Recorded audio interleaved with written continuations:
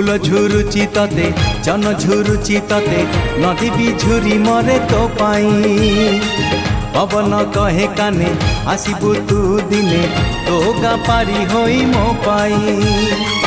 सज तो सुनेली संध्या लाज तो रजनी गंधा सज तो सुनेली संध्या लाज तो रजनी गंधा